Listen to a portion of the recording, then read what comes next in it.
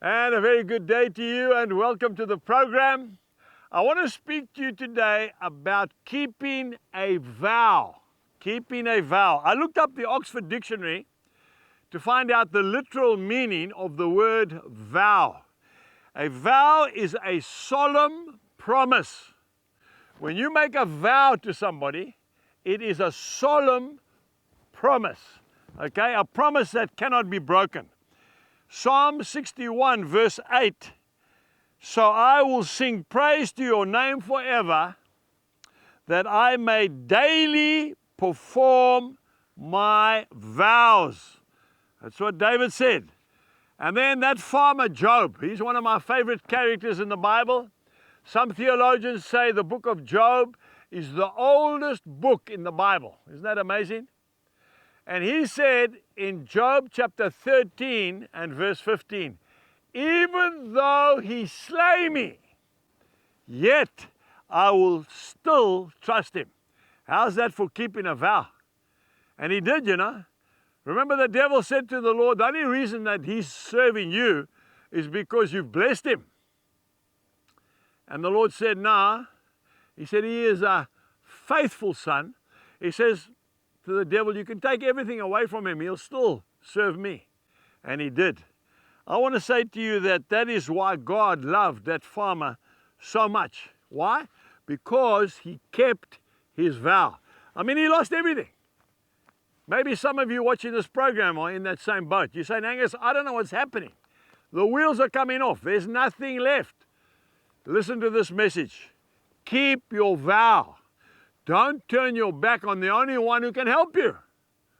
You know that farmer, he lost all his animals. That's right. He lost his home. He even lost his precious family.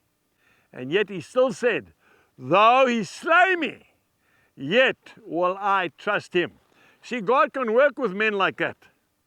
Job chapter 42 tells us, and I'm going to read it to you because it's worth reading.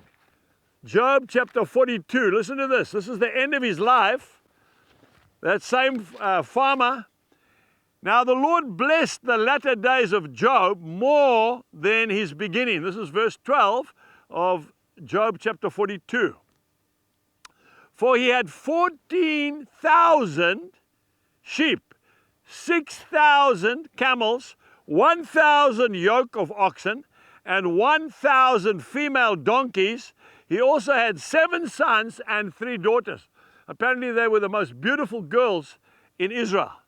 And then right down to the last verse, verse 16 and 17. After this, Job lived 140 years. He saw his children and his grandchildren for 4 generations. And so Job died old and full of days at the age of 140 years old. Keep your vow. And when you keep your vow, God will keep his vow. You see, God will not break his promise because he can't. God is not a man that he should lie, nor the Son of Man that he should repent. Has he not said it? Will he not do it? Has he not spoken? And will he not make it good? Numbers chapter 23 and verse 19. I want to say to you today that God is a sheer and a sure bet. He will not disappoint you. He will not let you down. I am standing here and I am telling you a testimony. There's been years on this farm when I thought we're done. There's been no rain, or there's been so much rain, there's been disease, and I've stood fast, and God has brought me through every time. He'll do it for you. Keep your vow, and he will keep his promise. Jesus bless you, and goodbye.